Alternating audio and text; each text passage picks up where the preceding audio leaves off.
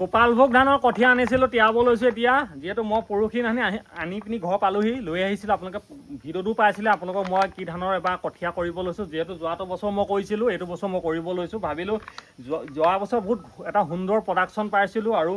ভাতটো খাবলৈ খুবেই ভাল আৰু মানে বহুত প্ৰডাকশ্যন হৈছিলে মানে য'ৰ 8 কুইণ্টেল হ'বলৈ তাত মই 12 কুইণ্টেল মানকৈ পাইছিলোঁ আৰু কমটি মাটি কৰিছিলোঁ যোৱাবাৰ যিহেতু মই অকল 3 কিলো আনিছিলোঁ সেইকাৰণে এইবাৰ 8 কিলো আনিছোঁ মই মানে ঘৰত মাহঁতেও খুব ভাল পালে ভাতটো খাই পিনি আৰু লগতে ধানৰ প্ৰডাকশ্যনটো ভাল পালোঁ আৰু মাটি দ বাম কথা নাই যেতিয়াই ৰুৱে আপুনি মানে যেনেকুৱা মাটিতে নুৰে মাটি নেবাছে সকলো মাটিতে খেতিটো হয় মানে দত ৰুলেও হ'ব আপোনাৰ বামত ৰুলেও হ'ব খালি কঠীয়াটো খুব ধুনীয়া পাতলাকৈ ধুনীয়াকৈ পাৰিব লাগে অকণমান তাৰমানে গোবৰ সাৰ চাৰ দি পিনি কিন্তু ৰাসায়নিক সাৰ দিব মই নাই কোৱা আৰু এয়া দেখিবলৈ পাইছে আপোনালোকে মাৰ কেমেৰাটো চলি আহা এয়া যোৱাটো বছৰ মই কৰা ধান দেখিছেনে একে ছেম ধান ইয়াত পানীত দি থৈছোঁ টিংটোত দেখুৱাই দিম এবাৰ দেখিছেনে এই টিঙত ইয়াত তিয়াই থৈছোঁ ছেম এইটো এটা একে মই যোৱাটো বছৰ আমি এতিয়া ভাত খাই আছোঁ এই ধানৰ এইটো চাউল চাওক একদম গুড চাউল সৰু সৰু এটা নেভাগে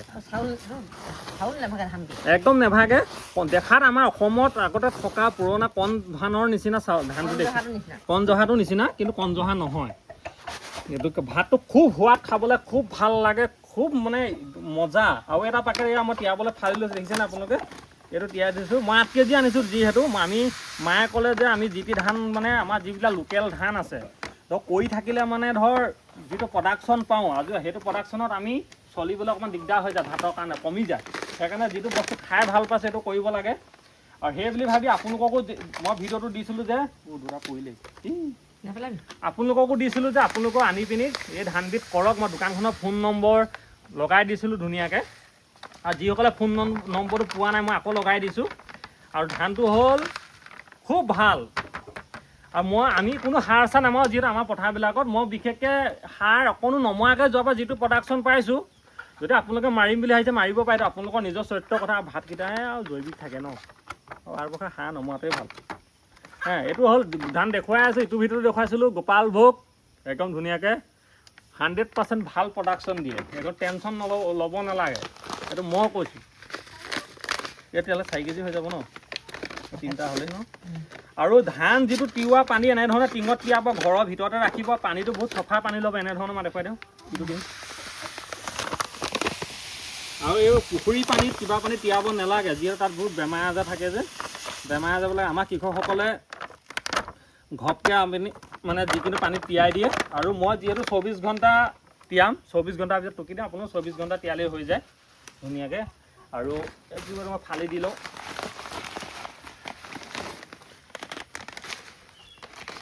পটাপট ফালি ঢালি দিছোঁ আপোনালোকৰ মুখৰ আগতে দেই আৰু যিটো উপঙি আছে সম্পূৰ্ণ তললৈ গুচি যাব নিজে পেলাই আমাৰ এইবিলাক ধান নিচিনা পেলাবলগীয়া নাই পতান আছে বুলি অকণমান টাইম আপুনি 2 ঘণ্টামানৰ পিছত নিজে চব সম্পূৰ্ণ তললৈ দবি যাব আৰু টোটেল আপোনাৰ পাৰ পাকেট হেৰি লৈছে 250কৈ লৈছে কেজি মই যিহেতু 8 পেকেট আনিছোঁ 2000 টকা লৈছে আৰু 2000 টকা ধান ৰুলে কি হ'ব যিটো ধান নোলায় 2 বছৰ খাব পাৰিম আৰু সোৱাদ কি সোৱাদ সৰু ল'ৰা ছোৱালীক বনাই দিলে খাই থাকিবলৈ মন যাব একদম এটা এটাকৈ খাই থাকিব আৰু ৰঞ্জিত ধানো ভাল ৰঞ্জিত ধান কৰে কিন্তু ৰঞ্জিত ধানৰ যিটো চাউল পুৰণা হ'লে খাবলৈ খুব বেয়া হৈ যায় আমি কৰিছিলোঁ আগতে আৰু ৰঞ্জিত ধানৰ নামত বহুত ভেজাল ধান ওলাই গ'ল আজিকালি কোনটো অজিলে ৰঞ্জিত ধৰিবই নোৱাৰি সেইকাৰণে ৰঞ্জিত ধানৰ কঠীয়াটো এৰি দিলোঁ আৰু এটা কথা মনত ৰাখিব এই ধানটো যদি এবছৰ আপোনালোকে আনি লগাই নেক্সট বছৰলৈ ইয়াৰ কঠীয়া কেতিয়াও নথব কঠীয়াটো আকৌ য'ৰ পৰা আনিছিলে আপোনালোকে তাৰ পৰাই আপোনালোকে অৰ্ডাৰ দি কিনি লৈ আহিব আৰু এইটো হ'ল মই যিখন দোকানৰ পৰা আনিছিলোঁ দোকানখনৰ এইটো কাৰ্ডটো নম্বৰে ইয়াতো দেখুৱাই দিছোঁ চাওক আপোনালোকে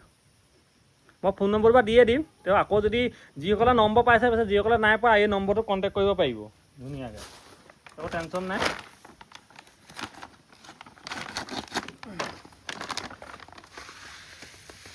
কামটো পৰি যাব নেকি নপৰে বা টিংটো বেকা হৈ আছে কাৰণে খুব মজা আছে এই তলতে আছে আৰু জানেই ধান তিওৱা নিয়মবিলাক জানেই খেতিয়কসকলে সদায় ধানটো পানী তলত থাকিব লাগে ওপৰত ওলাই থাকিলে নাই কাম নহ'ব আৰু যদি এনেধৰণে আপোনালোকেও এই গোপালভোগ ধানৰ মই যিহেতু ভাল প্ৰডাকশ্যন যোৱা বছৰ পাইছোঁ বুলি আপোনালোকক কৈছোঁৱেই যদি আপোনালোকে এইবছৰ ল'ম বুলি ভাবিছে আমাৰ দেউতাৰ নামো গোপাল এই ধানকেইটাৰ নামো গোপাল একদম মানে জেগাত লাগি গৈছে খালি ভোকটো লগাই আমাৰ দেউতাৰ নাম গোপাল দত্ত আৰু এই ধানৰ নাম গোপাল ভোক দত্ত লগাই দিলেই হয় আমাৰ দেউতাৰ নামটো হৈ যায় একদম মানে গোপালৰ ঘৰতে গোপালৰ ধান আমাৰ ফাদাৰৰ নাম দেই আপোনাৰ ফাদাৰক নাই দেখাব বেয়া চেয়া নাপাব বুলি কোৱা আমাৰ দেউতাৰ নাম মায়ে কৈছে মায়ে মানে আকৌ আচৰিত কথা আৰু আমাৰ দেউতাৰ নামো যিটো ধানৰ নামো সেইটো মায়ে ভাল মনত পেলাই দিলি আৰু এয়া ধান এয়া কঠীয়া কওক আপোনালোকে একো টেনশ্যন ল'ব নালাগে ধানটো আনক মই কৈছোঁ 100% ভাল ৰিজাল্ট ভাল প্ৰডাকশ্যন পাব দাবলৈ কেতিয়া কওক হালি আমাৰ থোৱা ধানৰ লগতে দাবলৈ হয় অঁ আপুনি যদি আগতীয়াকৈ ৰুলে এই আঘোণতে দাবলৈ হ'ব পাছতীয়া ৰুলেও আগতীয়াকৈ দাবলৈ হ'ব একো টেনশ্যন ল'বলগীয়া নাই আৰু এটা কথা মনত ৰাখিব আপোনালোকে ধানটো কঠীয়া পৰাৰ পৰা 1 মাহ 10 দিনৰ ভিতৰত আগতেই ৰুই শেষ কৰিব তাতকৈ 2 মাহ বা এমাহ 20 দিন এবাৰ 25 দিন নথ'ব কিন্তু তেতিয়ালৈ হ'লে আপোনাৰ গছটো মানে ইয়াৰ গাইডলাইন মতে প্ৰডাকশ্যনটো আপুনি কম পাব এমাহ 10 দিনৰ ভিতৰত ৰুই খতম কৰি দিয়ক আৰু বিন্দাছ থাকক আঘোণমহীয়া কাচিলৈ যাবলৈ এঠুক দীঘলো নহয় এঠুক চুটিও নহয় একদম ইমান দীঘল থোক হ'ব আৰু যিমান বতাহ ধুমুহা আৰু শিল কিবা দিয়ক এজোপা পৰি নাজানো মা আৰু ওলাব সময়ত ধানটো এনেকুৱা লাগে মানুহে ভাবিব যে ধান নোলাব এতিয়া ওলাব সময়ত এনেকুৱা লাগে আপোনাৰ ধান নোলাব যেন লাগে যেতিয়া ওলাই দিব হতভম্ব হৈ যাব আপোনালোকে ধান দেখি এইটো মই কৈছোঁ কৰক ভাল লাগিলে ভিডিঅ'টো যদি চাই শেষলৈকে ভাল পায় লাইক কমেণ্ট শ্বেয়াৰ চেনেলটো ছাবস্ক্ৰাইব কৰি দিব আৰু ইউটিউবত বৰ ধুনীয়া ভিডিঅ' দি থাকোঁ ডিকে টেকনিকেল ফাৰ্মিং যদি ইউটিউব চেনেলটো পাই ছাবস্ক্ৰাইব কৰি ল'ব আৰু কৃষি প্ৰণালী যদি চাই আছে চেনেলটো ফ'ল' কৰি দিব আগন্তুক এনেকুৱা এটা ভিডিঅ' আপোনালোকক দিবৰ বাবে জয় হিন্দ জয় কিষাণ নমস্কাৰ